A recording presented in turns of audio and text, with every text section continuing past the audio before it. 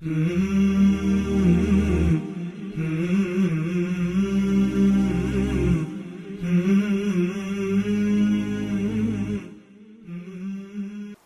علیکم ورحمۃ اللہ وبرکاتہ۔ بسم اللہ والصلاة والسلام علی رسول اللہ نبینا محمد وعلی آلہ واصحابہ ومن والاه واشہد ان لا الہ الا اللہ واشہد ان محمد رسول اللہ، اما بعد۔ اعوذ باللہ من الشیطان الرجیم، بسم اللہ الرحمن الرحیم۔ لقد كان لكم في رسول الله أسوة حسنة لمن كان يرجو الله واليوم الآخر وذكر الله كثيرا۔ رب اشرح لي صدري ويسر لي أمري واحلل عقدة من لساني يفقهوا قولي۔ سبحانك لا علم لنا إلا ما علمتنا إنك أنت العليم الحكيم۔ رب زدني علما۔ اللهم صل على محمد وعلى آل محمد كما صليت على إبراهيم وعلى آل إبراهيم إنك حميد مجيد۔ اللهم بارك على محمد وعلى آل محمد كما باركت على إبراهيم وعلى آل إبراهيم إنك حميد مجيد۔ معزز و محترم اسلامی بھائیوں اور بہنوں، سیرت النبی صلی اللہ علیہ وسلم کے اس سلسلے کی 16ویں ملاقات میں آپ تمام کا استقبال ہے۔ پچھلی مجلس میں ہماری گفتگو ہوئی تھی نبی پاک صلی اللہ علیہ وسلم کے اس واقعے کے تعلق سے یا اس دور کے حوالے سے جس دور میں آپ صلی اللہ علیہ وسلم طائف کے علاقے میں تشریف لے گئے دین کی دعوت کی غرض سے، اللہ کی طرف بلانے کی نیت سے، لیکن وہاں کے لوگوں نے آپ کے ساتھ اچھا سلوک نہیں کیا اور آپ صلی اللہ علیہ وسلم واپس مکہ کے اندر تشریف لے آئے۔ آئیے پھر آج کی اس ملاقات میں وہاں سے ہم مزید گفتگو کو آگے بڑھاتے ہیں۔ یہ بات ہے ذی قعدہ سن 10 نبوت کی، اور نبی پاک صلی اللہ علیہ وسلم واپس مکہ تشریف لا چکے ہیں طائف کے سفر سے۔ اب چونکہ حج کا موسم قریب ہے، ذی قعدہ کے بعد ذی الحجہ کے مہینے میں حج کا فریضہ جو ہے وہ انجام دیا جاتا ہے، اس لیے فریضہ حج کی ادائیگی کے لیے جو لوگ دور دراز سے اور مختلف علاقوں سے لوگ مکہ کے اندر آتے ہیں تاکہ وہ حج بیت اللہ ادا کر سکیں، تو نبی پاک صلی اللہ علیہ وسلم نے اس موقع کو غنیمت سمجھا اور ایک ایک قبیلے کے پاس جا کر اسلام کی دعوت دینا شروع کیا، جیسا کہ یہ آپ صلی اللہ علیہ وسلم کا معمول تھا نبوت کے 4تھے سال سے لے کر جب اللہ نے اعلانیہ طور پر دعوت و تبلیغ کا حکم دیا۔ آپ نے مختلف قبیلوں کے پاس اسلام کی دعوت پیش کی، جا جا کر انہیں سمجھاتے رہے۔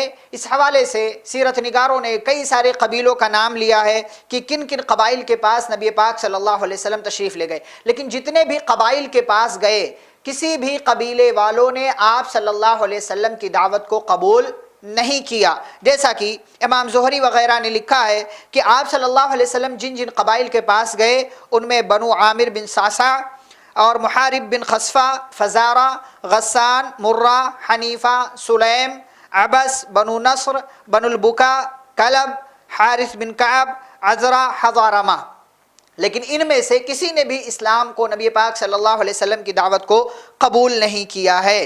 اور اس کے علاوہ بھی بعض لوگوں نے تفصیل بھی بیان کی ہے کہ آپ صلی اللہ علیہ وسلم کس قبیلے کے پاس گئے تو کس طریقے کا معاملہ پیش آیا، جیسا کہ بنو کلب کے تعلق سے لکھا گیا ہے، یہ باتیں بیان کی گئی ہیں کہ نبی پاک صلی اللہ علیہ وسلم اس قبیلے کی ایک شاخ بنو عبداللہ کے پاس تشریف لے گئے، انہیں اللہ کی طرف بلایا اور اپنے آپ کو ان پر پیش کیا اور ساری چیزیں بیان کی۔ باتوں باتوں میں یہ بھی فرمایا کہ اے بنو عبداللہ، اللہ نے تمہارے جد اعلیٰ کا نام بہت اچھا رکھا تھا، یعنی ان کا نام عبداللہ تھا، بہت اچھا تھا، لیکن اس قبیلے نے آپ صلی اللہ علیہ وسلم کی دعوت کو قبول نہیں کیا اور آپ کی دعوت کو ٹھکرا دیا۔ دوسرے قبیلے کے پاس جب آپ گئے بنو حنیفہ، آپ صلی اللہ علیہ وسلم نے وہاں پر بھی ان لوگوں کو دین کی دعوت پیش کی، اللہ کی طرف بلایا، اپنی حقیقت ان کے سامنے رکھی، لیکن جو رویہ اس قبیلے والوں نے آپ کے ساتھ کیا وہ ایسا رویہ عرب میں کسی بھی قبیلے نے آپ صلی اللہ علیہ وسلم کے ساتھ نہیں کیا۔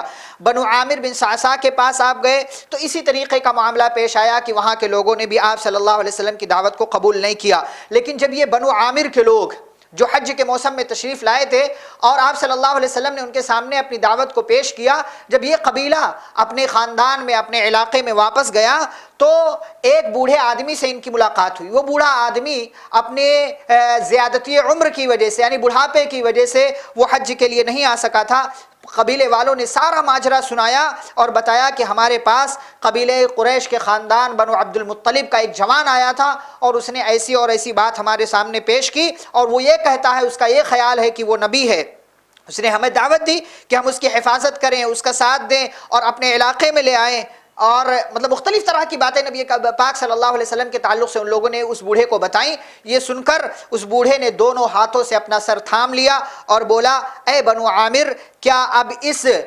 غلطی کی تلافی یا اس غلطی کی بھرپائی کی کوئی سبیل، کوئی راستہ ہے کہ اس غلطی کی تم بھرپائی کر سکو؟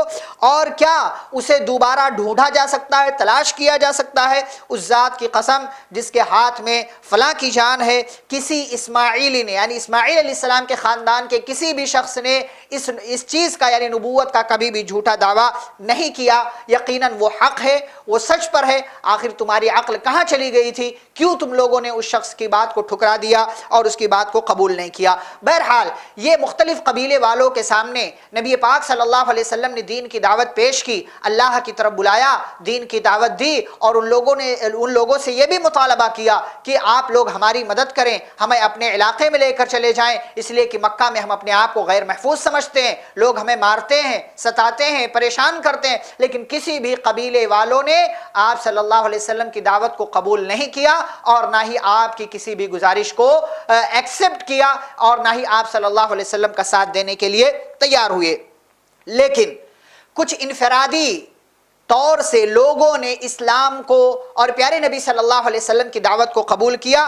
کچھ خوش نصیب انسان ایسے تھے کہ جنہوں نے نبی پاک صلی اللہ علیہ وسلم کی دعوت کو قبول کیا اور انہوں نے اچھا جواب دیا، اور پھر اسی موسم حج کے کچھ ہی عرصے کے بعد ان لوگوں نے اسلام بھی قبول کیا۔ میں چند ایک لوگوں کا تذکرہ آپ کے سامنے کرنے کی کوشش کرتا ہوں۔ نمبر 1، سوید بن صامت رضی اللہ تعالی عنہ، یہ شاعر تھے، بہت زیادہ عقل مند تھے، گہری سوجھ بوجھ رکھنے والے تھے، اور مدینہ کے یعنی جسے یثرب کہا جاتا ہے وہاں کے باشندے تھے، اور انہیں مختلف طرح کے خطاب ان کے قبیلے میں ملا ہوا تھا۔ یہ حج یا عمرہ کے لیے مکہ تشریف لائے، نبی پاک صلی اللہ علیہ وسلم نے ان سے سلام کیا، ملاقات کیا، انہیں دعوت دی۔ وہ کہنے لگا، غالباً آپ کے پاس جو کچھ ہے وہ ویسا ہی ہے جیسا میرے پاس ہے۔ تو نبی پاک صلی اللہ علیہ وسلم نے کہا کہ تمہارے پاس کیا ہے؟ اس نے کہا حکمت لقمان ہے۔ تو نبی پاک صلی اللہ علیہ وسلم نے فرمایا پیش کرو، تو انہوں نے سنا دیا جو کچھ بھی ان کے پاس تھا۔ تو نبی پاک صلی اللہ علیہ وسلم نے کہا میرے پاس جو کچھ ہے یہ تمہارے پاس جو کچھ ہے اس سے کہیں زیادہ بہتر ہے۔ چنانچہ آپ صلی اللہ علیہ وسلم نے فرمایا کہ میرے پاس قرآن ہے جو اللہ تعالیٰ نے مجھ پر نازل کیا ہے، وہ ہدایت ہے اور نور ہے۔ اور اس کے بعد رسول پاک صلی اللہ علیہ وسلم نے انہیں بہت ساری آیتیں اور قرآن پڑھ کر سنایا اور اسلام کی دعوت دی۔ انہوں نے اسلام قبول کر لیا اور بولے یہ تو بہت ہی اچھا کلام ہے۔ اس کے بعد وہ مدینہ پلٹ کر آئے ہی تھے کہ جنگ بعاث چھڑ گئی اور اسی میں شہید کر دیے گئے۔ انہوں نے سن 11 نبوت کے آغاز میں یعنی گویا کہ محرم کے مہینے میں انہوں نے اسلام قبول کیا اور نبی پاک صلی اللہ علیہ وسلم کا انہوں نے ساتھ دیا۔ تو یہ پہلے خوش نصیب انسان ہیں جنہوں نے نبی پاک صلی اللہ علیہ وسلم کی دعوت کو اس مرحلے میں اور نبوت کے 11ویں سال کی ابتدا میں قبول کیا۔ دوسرے شخص ہیں حضرت ایاس بن معاذ رضی اللہ تعالی عنہ، یہ بھی مدینہ کے رہنے والے تھے اور ابھی جوان تھے۔ 11 نبوت میں جنگ بعاث سے کچھ پہلے اوس کا ایک وفد خزرج کے خلاف قریش سے حلف و تعاون کی تلاش میں یعنی کسی غرض سے یہ لوگ مکہ آئے ہوئے تھے۔ آپ بھی اسی کے ہمراہ یعنی حضرت ایاس بن معاذ رضی اللہ تعالیٰ عنہ بھی اسی قبیلے کے ساتھ اسی وفد کے ساتھ تشریف لائے تھے۔ اس وقت یثرب میں ان دونوں قبیلوں کے درمیان عداوت کی آگ بھڑک رہی تھی، یعنی ان کا اپنا معاملہ مدینہ کے اندر کچھ چل رہا تھا۔ نبی پاک صلی اللہ علیہ وسلم کو اس وفد کی آمد کا علم ہوا، آپ ان کے پاس تشریف لے گئے اور ان کے درمیان بیٹھ کر آپ نے خطاب فرمایا اور کہا لوگو جس مقصد کے لیے آپ تشریف لائے ہیں کیا اس سے بہتر چیز قبول کر سکتے ہیں؟ ان سب نے کہا وہ کیا چیز ہے؟ آپ صلی اللہ علیہ وسلم نے فرمایا میں اللہ کا رسول ہوں، اللہ نے مجھے اپنے بندوں کے پاس اس بات کی دعوت دینے کے لیے بھیجا ہے کہ وہ اللہ کی عبادت کریں اور اس کے ساتھ کسی بھی چیز کو شریک نہ کریں۔ اللہ نے مجھ پر کتاب بھی نازل کیا ہے۔ پھر آپ صلی اللہ علیہ وسلم نے اسلام کا ذکر کیا، قرآن مجید کی آیتیں انہیں پڑھ کر سنائیں۔ ایاس بن معاذ رضی اللہ تعالیٰ عنہ نے کہا اللہ کی قسم اس سے بہتر ہے جس کے لیے آپ لوگ یہاں تشریف لائے ہیں یہ اس چیز کو قبول کر لیں، لیکن وفد کے ایک ممبر نے ایک مٹھی مٹی اٹھا کر ایاس کے منہ پر دے ماری اور بولا یہ بات چھوڑو، میرے عمر کی قسم یہاں ہم اس کے بجائے دوسرے ہی مقصد سے آئے ہیں۔ اس نے ایاس رضی اللہ تعالیٰ عنہ نے خاموشی اختیار کر لی اور رسول اللہ صلی اللہ علیہ وسلم بھی اٹھ گئے۔ وفد قریش کے ساتھ جو کچھ بھی انہیں کرنا تھا وہ کام کر کے وہ لوگ واپس چلے گئے۔ مدینہ پلٹنے کے تھوڑے ہی دن بعد ایاس انتقال کر گئے، لیکن انتقال سے پہلے ان کی زبان پر تسبیح، تحلیل، تکبیر اور اللہ کے حمد و ثنا کے الفاظ تھے، اس لیے لوگوں کو یقین ہے کہ ان کی وفات جو ہے وہ اسلام پر ہوئی ہے اور انہوں نے نبی پاک صلی اللہ علیہ وسلم کے دین کو دل سے قبول کر لیا تھا۔ تیسرے خوش نصیب انسان ہیں حضرت ابو ذر غفاری رضی اللہ تعالیٰ عنہ، جن کا نام جندب بن جنادہ ہے۔ صحیح بخاری کے اندر تفصیل سے یہ واقعہ مذکور ہے۔ یہ بھی یثرب کے پاس یعنی مدینہ کے پاس ایک علاقہ تھا غفار کا، جہاں ان کا قبیلہ آباد تھا، وہیں پر یہ لوگ رہا کرتے تھے۔ صحیح بخاری کے اندر تفصیل سے واقعہ موجود ہے۔ حضرت عبداللہ بن عباس رضی اللہ تعالیٰ عنہما فرماتے ہیں کہ ابو ذر رضی اللہ تعالیٰ عنہ کہتے ہیں کہ میں قبیلہ غفار کا ایک آدمی تھا، مجھے معلوم ہوا کہ مکہ میں ایک آدمی نمودار ہوا ہے، چنانچہ میں نے اپنے بھائی سے کہا کہ جاؤ جا کر تفصیل معلوم کر کے آؤ۔ میرا بھائی گیا، تفصیل معلوم کر کے آیا، لیکن مجھے اس کی بات سے کچھ خاص تسلی نہیں ہوئی، اور اس کے بعد میں خود ہی زیادہ راہ لے کر کھانا پانی لے کر مکہ کے راستے پر نکل پڑا اور وہاں پہنچا، لیکن آپ صلی اللہ علیہ وسلم کو تو میں پہچانتا نہیں تھا، کیسے جان پاتا کہ کون ہے جس نے نبوت کا دعویٰ کیا ہے؟ اور یہ بھی گوارا نہ تھا، یعنی مجھے یہ بھی پسند نہیں تھا کہ میں آپ صلی اللہ علیہ وسلم کے متعلق کسی سے پوچھوں، چنانچہ میں وہاں اجنبیوں کی طرح رہتا تھا، زمزم کا پانی پیتا تھا، مسجد حرام میں پڑا رہتا تھا۔ آخر میرے پاس سے ایک دن حضرت علی رضی اللہ تعالیٰ عنہ کا گزر ہوا، کہنے لگے اجنبی معلوم ہوتے ہو، اجنبی معلوم ہوتے ہو۔ میں نے کہا جی ہاں۔ انہوں نے کہا اچھا تو گھر چلو۔ میں ان کے ساتھ چل پڑا، نہ وہ مجھ سے کچھ پوچھ رہے تھے، نہ میں ان سے کچھ کہہ رہا تھا اور نہ ہی کچھ بتا پا رہا تھا۔ صبح ہوئی تو اس ارادے سے پھر مسجد حرام گیا کہ آپ صلی اللہ علیہ وسلم کے متعلق لوگوں سے دریافت کروں، لیکن کوئی نہ تھا کہ جس سے آپ صلی اللہ علیہ وسلم کے متعلق میں کچھ پوچھتا یا کوئی مجھے کچھ بتاتا۔ آخر میرے پاس سے پھر حضرت علی رضی اللہ تعالیٰ عنہ گزرے، دیکھ کر بولے اس آدمی کو ابھی اپنا ٹھکانہ معلوم نہ ہو سکا؟ میں نے کہا نہیں۔ انہوں نے کہا اچھا تو میرے ساتھ چلو۔ اس کے بعد انہوں نے کہا اچھا تمہارا معاملہ کیا ہے؟ خیریت تو ہے؟ کیا تلاش کر رہے ہو؟ کس لیے یہاں تشریف لائے ہو اور تم کیوں اس شہر میں آئے ہو؟ میں نے کہا آپ رازداری سے کام لیں تو ایک بات بتاؤں؟ انہوں نے کہا ٹھیک ہے میں ایسا ہی کروں گا۔ میں نے کہا مجھے معلوم ہوا ہے کہ یہاں ایک آدمی نمودار ہوا ہے جو اپنے آپ کو اللہ کا نبی بتاتا ہے۔ میں نے اپنے بھائی کو بھیجا تھا لیکن تسلی نہیں ہوئی، مگر اس نے پلٹ کر کوئی تشفی بخش جواب نہیں دیا۔ پھر اسی لیے میں خود اس انسان کی، اس شخص کی تلاش میں یہاں آ چکا ہوں۔ حضرت علی رضی اللہ تعالیٰ عنہ نے کہا بہت اچھی بات، تم تو ایک دم صحیح جگہ پہنچے ہو۔ دیکھو میرا رخ انہی کی طرف، یعنی میں انہی کے پاس جا رہا ہوں، جہاں میں جاؤں وہیں تم بھی چلے آنا، جہاں میں گھسوں وہیں تم بھی گھس جانا۔ اور ہاں اگر میں کسی ایسے شخص کو دیکھوں جس سے تمہارے لیے خطرہ ہے تو دیوار کی طرف اس طرح جا رہوں گا گویا اپنا جوتا ٹھیک کر رہا ہوں، لیکن تم راستہ آگے چلتے رہنا، تم بھی رک نہیں جانا ورنہ کسی کو کوئی بھنک پڑ جائے گی، خطرہ لگ جائے گا۔ اس کے بعد حضرت علی رضی اللہ تعالیٰ عنہ روانہ ہوئے، میں بھی ساتھ چل پڑا یہاں تک کہ وہ اندر داخل ہوئے اور میں بھی ان کے ساتھ نبی پاک صلی اللہ علیہ وسلم کے پاس پہنچ گیا اور میں نے گزارش کی کہ آپ مجھ پر اسلام پیش کریں۔ آپ صلی اللہ علیہ وسلم نے اسلام پیش فرمایا اور میں وہیں مسلمان ہو گیا۔ اس کے بعد آپ صلی اللہ علیہ وسلم نے مجھ سے فرمایا ابو ذر اس معاملے کو پس پردہ رکھو، اپنے علاقے میں واپس چلے جاؤ، جب ہمارے ظہور کی خبر ملے یعنی یہ خبر ملے کہ اسلام غالب آ گیا ہے تو تم بھی ہم سے ملنے چلے آنا۔ میں نے کہا اس ذات کی قسم جس نے آپ کو حق کے ساتھ مبعوث فرمایا ہے میں تو ان کے درمیان اس کا اعلان کروں گا۔ اس کے بعد میں مسجد حرام گیا، قریش موجود تھے۔ میں نے کہا قریش کے لوگوں اشہد ان لا الہ الا اللہ واشہد ان محمدا عبدہ ورسولہ، یعنی میں نے اپنے اسلام کا اعلان کر دیا۔ لوگوں نے کہا اٹھو اس بے دین کی خبر لو۔ چنانچہ لوگ مجھے مارنے لگے، زد و کوب کرنے لگے، اتنا مارا اور ایسا لگا کہ میں مر جاؤں گا۔ حضرت عباس رضی اللہ تعالیٰ عنہ آئے، انہوں نے مجھے بچایا اور مجھے جھک کر ان لوگوں سے انہوں نے نے مجھے جھک کر دیکھا، پھر قریش کی طرف پلٹ کر بولے تمہاری بربادی ہو، تم لوگ قبیلے غفار کے ایک آدمی کو مارتے ہو، حالانکہ تمہاری تجارت کا راستہ انہی کے علاقے کے پاس سے گزرتا ہے، کچھ تو سوچو، کچھ تو فکر کرو۔ اس کے بعد وہ لوگ ہٹ گئے۔ دوسرے دن صبح ہوئی، میں پھر گیا اور جیسا کل ہوا تھا ویسے آج بھی سارا معاملہ ہوا، آج بھی لوگوں نے مجھے مارا اور آج بھی حضرت عباس رضی اللہ تعالیٰ عنہ نے مجھے بتایا اور وہ مجھے پورا معاملہ ویسے ہی ہوا جیسے کل ہو چکا تھا۔ تو بہرحال یہ تیسرے خوش نصیب انسان ہیں حضرت ابو ذر غفاری رضی اللہ تعالیٰ عنہ، جنہوں نے نبی پاک صلی اللہ علیہ وسلم کی دعوت کو قبول کیا اور آپ کی دعوت مکے سے باہر پہنچ رہی تھی، مکے سے باہر آپ کی دعوت کا معاملہ، آپ کی دعوت کی باتیں ہو رہی تھیں اور لوگ آپ کی بات سن رہے تھے اور انفرادی طور سے اسلام بھی قبول کر رہے تھے۔ چوتھے خوش نصیب انسان ہیں حضرت طفیل بن عمرو دوسی رضی اللہ تعالیٰ عنہ۔ یہ شریف انسان تھے، شاعر تھے، اچھی عقل والے تھے، سوجھ بوجھ کے مالک تھے، قبیلے دوس کے سردار بھی تھے۔ ان کے قبیلے کو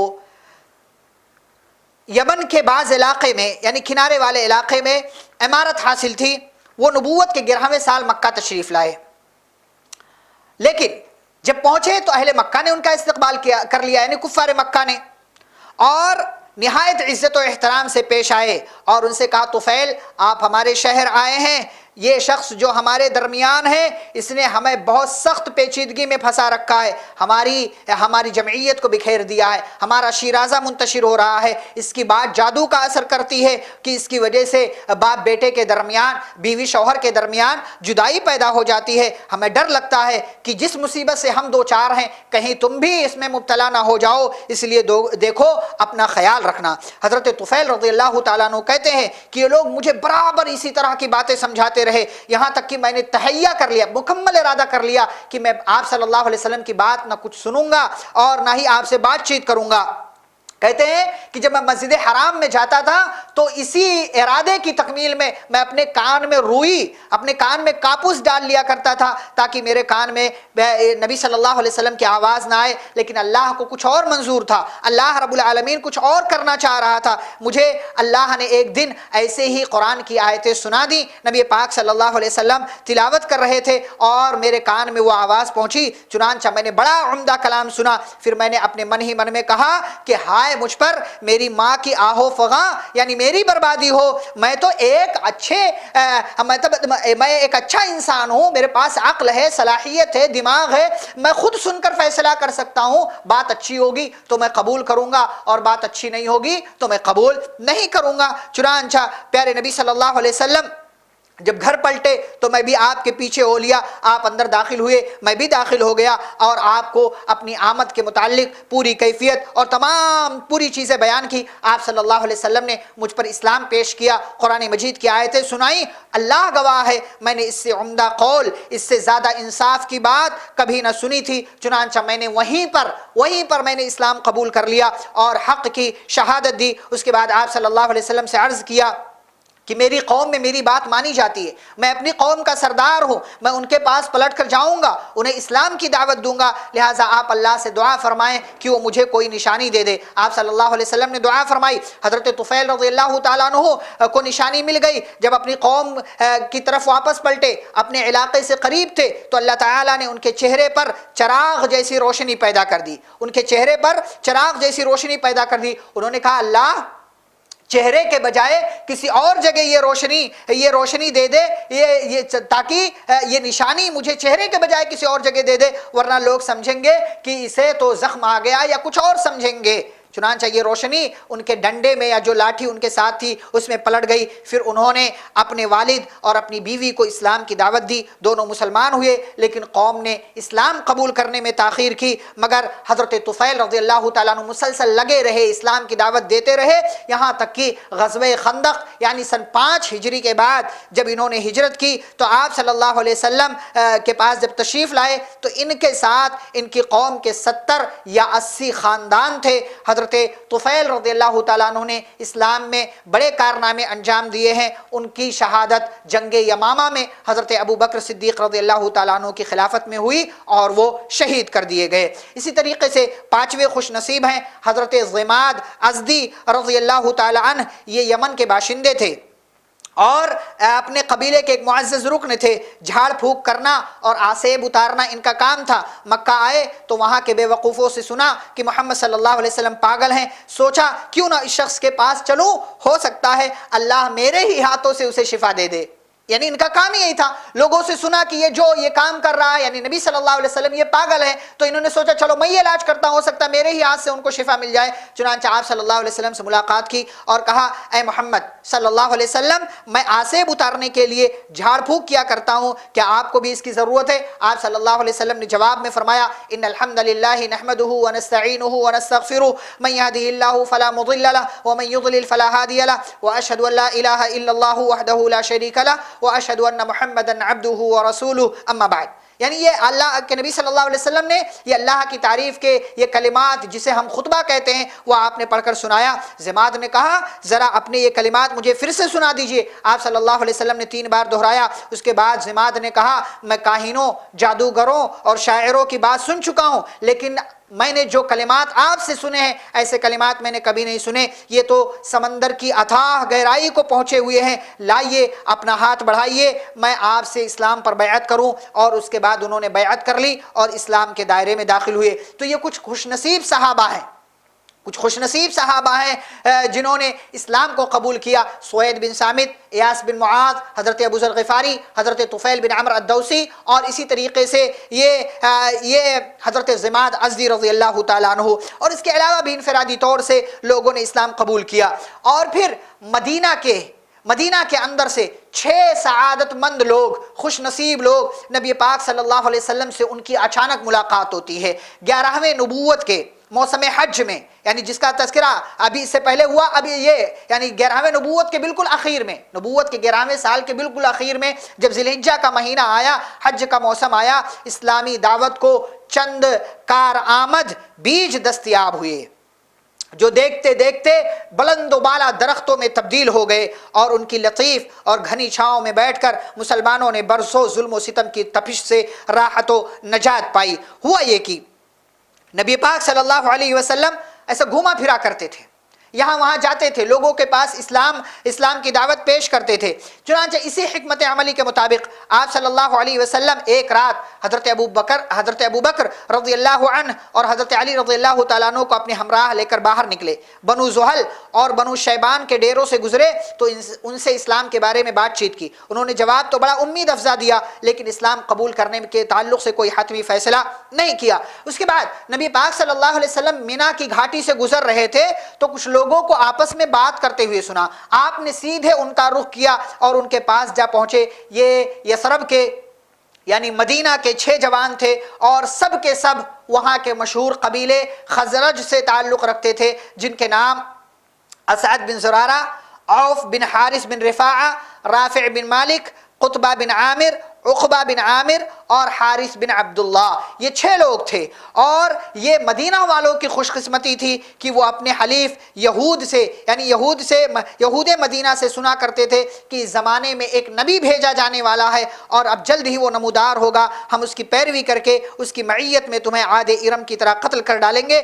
نبی پاک صلی اللہ علیہ وسلم ان کے پاس پہنچ کر دریافت کرتے ہیں کہ آپ کون لوگ ہیں؟ انہوں نے کہا ہم قبیلے خزرج سے تعلق رکھتے ہیں۔ آپ نے فرمایا یعنی یہود کے حلیف ہو یعنی ان کے ساتھی ہو؟ بولے ہاں۔ آپ صلی اللہ علیہ وسلم نے فرمایا پھر کیوں نہ آپ حضرات بیٹھیں، کچھ بات چیت کی جائے۔ وہ لوگ بیٹھ گئے۔ آپ صلی اللہ علیہ وسلم نے ان کے سامنے اسلام کی حقیقت بیان فرمائی، انہیں اللہ عز و جل کی طرف دعوت دی، قرآن پڑھ کر ان کو سنایا۔ انہوں نے آپس میں ایک دوسرے سے کہا بھائی دیکھو یہ تو وہی نبی معلوم ہوتے ہیں جن کا حوالہ یہود دے کر تمہیں دھمکیاں دیا کرتے تھے، لہٰذا یہود تم پر سبقت نہ لے جائیں۔ اس کے بعد انہوں نے ان 6 لوگوں نے فوراً آپ صلی اللہ علیہ وسلم کی دعوت قبول کی اور مسلمان ہو گئے۔ اللہ ایسے ہی انتظام کرتا ہے، اللہ ایسے ہی سارے معاملات کی تدبیر کرتا ہے۔ یہ مدینہ کے عقلاء الرجال تھے، یعنی سب سے زیادہ عقل مند لوگ تھے، اور حال ہی میں جو جنگ ہو چکی تھی یعنی جنگ بعاث، جس کے دھوئیں اب تک فضا کو تاریک کیے ہوئے تھے، اس جنگ نے انہیں چور چور کر دیا تھا،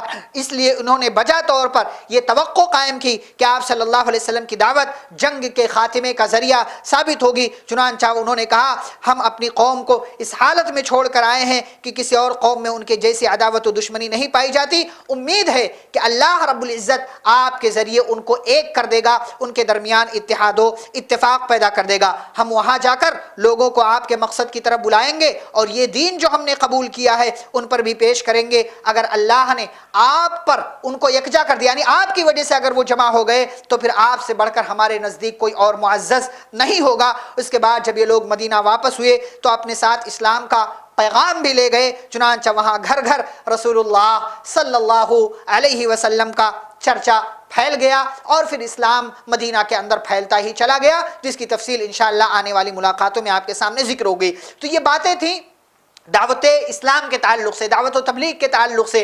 قبائل کے پاس دعوت پہنچی، انفرادی طور سے پہنچی، اور پھر مدینہ کے یہ 6 خوش نصیب لوگ، ان کی ملاقات ہوئی پیارے رسول صلی اللہ علیہ وسلم سے، انہوں نے اسلام قبول کیا اور مکمل طور سے یقین دلایا کہ ہم جا کر اپنے علاقے میں اسلام کا پیغام اپنے لوگوں کے سامنے پیش کریں گے۔ اس کے بعد اسی سال یعنی سن 11 نبوت میں، نبوت کے 11ویں سال شوال کے مہینے میں پیارے نبی صلی اللہ علیہ وسلم نے صدیق کائنات حضرت ابو بکر صدیق رضی اللہ تعالیٰ عنہ کی بیٹی صدیقہ کائنات حضرت عائشہ رضی اللہ تعالیٰ عنہ سے نکاح فرمایا۔ اس وقت اما عائشہ رضی اللہ تعالیٰ عنہ کی عمر مبارک 6 سال کی تھی، اور پھر ہجرت کے پہلے سال شوال ہی کے مہینے میں ان کی رخصتی ہوئی اور اس وقت ان کی عمر 9 سال کی تھی۔ اما عائشہ رضی اللہ تعالیٰ عنہ کی شادی، ان کے نکاح اور اس کم عمری میں نکاح کے حوالے سے بہت سارے اعتراضات پیش کیے جاتے ہیں۔ انشاءاللہ اس کا تفصیلی تذکرہ ہم اس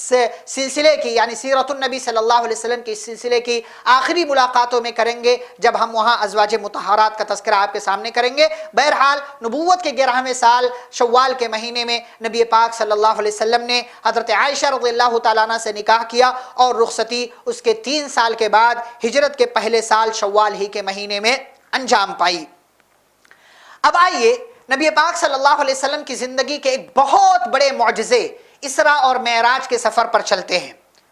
نبی پاک صلی اللہ علیہ وسلم کی دعوت و تبلیغ ابھی کامیابی اور ظلم و ستم کے درمیانی مرحلے سے گزر رہی تھی، یعنی آپ کو کامیابی بھی مل رہی تھی اور آپ کو ستایا بھی جا رہا تھا۔ لیکن اسی درمیان ایک بہت بڑی روشنی، ایک بہت بڑی تسلی کی چیز آپ صلی اللہ علیہ وسلم کی زندگی میں آئی، اور وہ اسراء اور معراج کا واقعہ ہے جو آپ صلی اللہ علیہ وسلم کی زندگی میں پیش آیا۔ یہ اسراء اور معراج کا واقعہ کب ہوا، اس سلسلے میں علماء کے درمیان اختلاف ہے، کسی نے کوئی سال کسی نے کوئی سال کیا ہے، لیکن درست بات یہ ہے کہ اسراء اور معراج کا واقعہ یہ ہجرت سے پہلے اور اما خدیجہ رضی اللہ تعالیٰ عنہ کے انتقال کے بعد پیش آیا، یعنی سن 10 نبوت کے بعد اور ہجرت سے پہلے پہلے اسراء اور معراج کا واقعہ پیش آیا۔ اس سلسلے میں بہت ساری تفصیل ہے، لیکن سب سے پہلی بات وہ یہ کہ آپ صلی اللہ علیہ وسلم کو اسراء اور معراج کا جو سفر کرایا گیا یہ جسمانی تھا، یعنی آپ اپنے جسم کے ساتھ گئے تھے، روح کے ساتھ نہیں گئے تھے صرف۔ بہت سارے لوگ کہتے ہیں آپ صلی اللہ علیہ وسلم کی صرف روح گئی تھی، نہیں، آپ صلی اللہ علیہ وسلم کا جسم مبارک بھی جسمانی اور روحانی دونوں آپ صلی اللہ علیہ وسلم نے یہ سفر کیا، جیسا کہ ابن قیم رحمہ اللہ نے اس تعلق سے بات بیان کی ہے کہ آپ کی جسم مبارک کے ساتھ براق پر سوار کر کے جبریل علیہ السلام کے ساتھ مسجد حرام سے بیت المقدس تک گئے، پھر آپ نے وہاں نزول فرمایا، انبیاء کی امامت کی، نماز پڑھائی اور براق کو مسجد کے دروازے کے حلقے سے باندھ دیا۔ اس کے بعد اسی رات، یہ میں اختصار کے ساتھ بیان کر رہا ہوں، اس کے بعد اسی رات آپ صلی اللہ علیہ وسلم کو بیت المقدس سے آسمان دنیا تک لے جایا گیا۔ جبریل علیہ السلام نے دروازہ کھلوایا، آپ کے لیے دروازہ کھولا گیا، آپ صلی اللہ علیہ وسلم نے پہلے آسمان پر جو دنیا کا آسمان ہے، انسانوں کے باپ حضرت آدم علیہ السلام کو دیکھا، انہیں سلام کیا، انہوں نے آپ کو مرحبا کہا، سلام کا جواب دیا اور آپ صلی اللہ علیہ وسلم کی نبوت کا اقرار کیا۔ اللہ نے آپ صلی اللہ علیہ وسلم کو ان کے دائیں جانب سعادت مندوں کی روحیں یعنی نیک لوگوں کی روحیں اور بائیں جانب بدبختوں کی یعنی برے لوگوں کی روحیں دکھلائیں۔ پھر آپ صلی اللہ علیہ وسلم دوسرے آسمان کی طرف نکلے اور آپ وہاں گئے، دروازہ کھلوایا گیا، آپ نے وہاں حضرت یحییٰ علیہ السلام اور حضرت عیسیٰ علیہ السلام کو دیکھا، دونوں سے ملاقات کی، سلام کیا، دونوں نے سلام کا جواب دیا، مبارکبادی دی اور آپ صلی اللہ علیہ وسلم کی نبوت کا اقرار کیا۔ تیسرے آسمان پر تشریف لے گئے، وہاں حضرت یوسف علیہ السلام کو دیکھا اور سلام کیا، انہوں نے جواب دیا، مبارکبادی دی، آپ صلی اللہ علیہ وسلم کی نبوت کا اقرار کیا۔ نبی پاک صلی اللہ علیہ وسلم نے کہا میں نے یوسف کو دیکھا تو گویا کہ انہیں کائنات کا آدھا حسن عطا کر دیا گیا ہو، دے دیا گیا ہو۔ پھر تیسرے آسمان سے چوتھے آسمان پر لے جائے گئے، وہاں آپ صلی اللہ علیہ وسلم نے حضرت ادریس علیہ السلام کو دیکھا، سلام کیا، انہوں نے جواب دیا، مرحبا کہا، مبارکبادی دی اور آپ صلی اللہ علیہ وسلم کی نبوت کا اقرار کیا۔ پھر پانچویں آسمان پر آپ صلی اللہ علیہ وسلم لے جائے گئے، ساتھ میں حضرت جبریل علیہ السلام بھی ہیں، وہاں حضرت ہارون علیہ السلام کو دیکھا، سلام کیا، جواب ملا، انہوں نے مبارکبادی دی اور نبی صلی اللہ علیہ وسلم کی نبوت کا اقرار کیا۔ چھٹے آسمان پر پہنچے، وہاں آپ کی ملاقات حضرت موسیٰ علیہ السلام سے ہوئی، آپ نے سلام کیا، انہوں نے مرحبا کہا، سلام کا جواب دیا، نبوت کا اقرار کیا۔ البتہ جب وہاں سے آپ آگے بڑھنے لگے تو حضرت موسیٰ علیہ السلام رونے لگے، ان سے کہا گیا آپ کیوں رو رہے ہیں، آپ کے رونے کی وجہ کیا ہے؟ انہوں نے جواب دیا میں اس لیے رو رہا ہوں کہ ایک نوجوان جو میرے بعد بھیجا گیا ہے اس کی امت کے لوگ میری امت کی تعداد سے زیادہ ہیں، اور اس نوجوان کے یعنی اس نبی کے ماننے والے کثیر تعداد میں، بہت زیادہ تعداد میں جنت میں داخل ہوں گے۔ اس کے بعد آپ صلی اللہ علیہ وسلم کو ساتویں آسمان پر لے جایا گیا، وہاں آپ کی ملاقات آپ کے جد امجد حضرت ابراہیم علیہ السلام سے ہوئی، آپ صلی اللہ علیہ وسلم نے انہیں سلام کیا، انہوں نے جواب دیا، مبارکبادی دی اور آپ صلی اللہ علیہ وسلم کی نبوت کا اقرار کیا۔ ساتویں آسمان کے بعد پھر ایک اور علاقہ ہے جسے سدرۃ المنتہا کہا جاتا ہے، پھر وہاں کے بعد حضرت جبریل علیہ السلام کے آگے انٹری نہیں ہے، ان کا بھی داخلہ بند ہے۔ آپ صلی اللہ علیہ وسلم پھر وہاں سے بیت معمور کو لے جائے گئے، اور بیت معمور کون سی جگہ ہے؟ بیت معمور اگر آپ اس کو ناپے آلے کے ذریعے تو ٹھیک اسی مقام پر ہے، اسی سیدھائی کے نشان پر ہے جس جگہ آج کعبہ ہے۔ گویا کہ زمین والوں کے لیے خانہ کعبہ مرکز ہے اور آسمان والوں کے لیے بیت معمور مرکز ہے، اور دونوں کا ڈائریکشن سیم ہے، زمین پر خانہ کعبہ اور آسمان پر بیت معمور۔ وہاں پر فرشتے اللہ کی عبادت کے لیے حاضر ہوتے ہیں، 70,000 فرشتے روزانہ داخل ہوتے ہیں، جو ایک بار داخل ہو گیا اس کی باری پھر قیامت تک نہیں آنے والی۔ پھر آپ صلی اللہ علیہ وسلم کو اللہ عز و جل کے دربار میں پہنچایا گیا، آپ صلی اللہ علیہ وسلم اللہ کے اتنے قریب ہوئے کہ 2 کمانوں کے برابر یا اس سے بھی کم فاصلہ رہ گیا۔ اس وقت اللہ نے اپنے بندے پر جو بھی وحی نازل کرنا تھی کیا، اور 50 وقت کی نمازیں فرض کی۔ اس کے بعد آپ صلی اللہ علیہ وسلم واپس ہوئے، موسیٰ علیہ السلام سے ملاقات ہوئی، موسیٰ علیہ السلام نے پوچھا کیا ملا، کس چیز کا حکم اللہ نے آپ کو دیا ہے؟ آپ صلی اللہ علیہ وسلم نے فرمایا 50 نمازوں کا۔ انہوں نے کہا آپ کی امت اس کی طاقت نہیں رکھتی، کیونکہ وہ اپنی امت کا تجربہ کر چکے تھے، اس لیے کہا کہ آپ کی امت اس کی طاقت نہیں رکھتی، اپنے رب کے پاس جائیے، کم کرا کے آئیے۔ آپ صلی اللہ علیہ وسلم اللہ کے پاس گئے، کم کرایا، 10 نمازیں کم ہوئی۔ اس کے بعد پھر موسیٰ علیہ السلام نے کہا آپ کی امت اس کی بھی طاقت نہیں رکھتی، غرض یہ کہ یہ سلسلہ چلتے چلتے 5 تک پہنچا۔ موسیٰ علیہ السلام نے کہا آپ کی امت اس کی بھی طاقت نہیں رکھتی۔ نبی پاک صلی اللہ علیہ وسلم نے کہا کہ میں اب نہیں جاتا، اب مجھے اپنے رب سے شرم محسوس ہو رہی ہے، لیکن اللہ رب العزت کا یہ فیصلہ ہے ہن خمس وہن خمسون، 5 وقت کی نمازیں پڑھیں لیکن آپ کو ثواب 50 وقت کے برابر دیا جائے گا۔ اس کے بعد اس سلسلے میں اختلاف ہے کہ نبی پاک صلی اللہ علیہ وسلم نے اپنے رب کا ڈائریکٹ دیدار کیا کہ نہیں کیا، بلا واسطے کہ اللہ کو آپ نے اس سفر میں دیکھا کہ نہیں دیکھا۔ صحیح اور درست بات یہ ہے کہ نبی پاک صلی اللہ علیہ وسلم نے اس سفر میں اللہ کا دیدار نہیں کیا، بلکہ جو ملاقات ہوئی وہ پردے کے پیچھے سے ہوئی۔ فَكَانَ قَابَ قَوْسَيْنِ أَوْ أَدْنَىٰ فَأَوْحَىٰ إِلَىٰ عَبْدِهِ مَا أَوْحَىٰ۔ اما عائشہ رضی اللہ تعالیٰ عنہ فرماتی ہیں جو اس بات کا عقیدہ رکھے کہ نبی پاک صلی اللہ علیہ وسلم نے اللہ کو دیکھا تو گویا کہ وہ اللہ پر جھوٹی بات کہتا ہے۔ قرآن کہتا ہے لا تدرکہ الابصار وہو یدرک الابصار وہو اللطیف الخبیر، نگاہیں اس کو نہیں دیکھ سکتی، وہ نگاہوں کو دیکھتا ہے، وہ نگاہوں کو اپنے کنٹرول میں رکھتا ہے، اور وہ بہت باریک ہے اور خبر رکھنے والا ہے۔ اس کے بعد معراج کے سفر میں آپ صلی اللہ علیہ وسلم کو جو کچھ ملا، جو کچھ آپ صلی اللہ علیہ وسلم نے دیکھا کہ آپ صلی اللہ علیہ وسلم اللہ سے قریب ہوئے تھے، آپ صلی اللہ علیہ وسلم کو اللہ کی طرف سے تحفہ ملا، 5 نمازوں کا، سورہ بقرہ کی آخری 2 آیتیں، اور اللہ نے یہ بھی اعلان کیا، یہ بھی تحفہ دیا کہ میں آپ کی امت کے ان تمام لوگوں کو معاف کر دوں گا جو میرے ساتھ کسی کو بھی شریک نہیں کریں گے۔ یہ اللہ نے تحفہ دیا ہے اور وعدہ کیا ہے۔ اور اسی طریقے سے جبریل علیہ السلام کو آپ نے اسی سفر میں سدرۃ المنتہا کے پاس ان کی اصلی صورت میں دیکھا۔ ایک مرتبہ زمین پر آپ نے دیکھا تھا اور ایک مرتبہ آپ نے سدرۃ المنتہا کے پاس حضرت جبریل علیہ السلام کو ان کی اصلی شکل و صورت میں دیکھا۔ اس دفعہ بھی سفر کی ابتدا میں ہی پیارے نبی صلی اللہ علیہ وسلم کا سینہ چاک کیا گیا تھا، اور حضرت جبریل علیہ السلام نے چاک کیا، اور تاکہ آپ صلی اللہ علیہ وسلم کا دل اور سینہ اس سفر کے لیے تیار ہو جائے اور آپ مکمل سکون میں ہو جائیں۔ آپ صلی اللہ علیہ وسلم پر اسی سفر میں دودھ اور شراب بھی پیش کیا گیا۔ آپ نے دودھ کا آپشن اختیار کیا، اس پر آپ صلی اللہ علیہ وسلم سے کہا گیا کہ آپ کو فطرت کی راہ دکھائی گئی، یعنی آپ نے فطرت کا راستہ اختیار کیا ہے، اور یاد رکھیے کہ اگر آپ نے شراب کا آپشن لے لیا ہوتا تو آپ کی امت گمراہ ہو جاتی۔ آپ صلی اللہ علیہ وسلم نے اسی سفر میں جنت میں 4 نہریں دیکھی، 2 ظاہری 2 باطنی۔ 2 ظاہری ندیوں سے یا نہروں سے مراد نیل اور فرات تھیں۔ اس کا مطلب غالباً یہ ہے کہ آپ صلی اللہ علیہ وسلم کی رسالت نیل و فرات کی شاداب وادیوں کو اپنا وطن بنائے گی، یعنی یہاں کے باشندے نسلاً بعد نسل مسلمان ہوں گے۔ یہ نہیں کہ ان دونوں نہروں کے پانی کا منبع جنت میں، یہ مراد نہیں ہے۔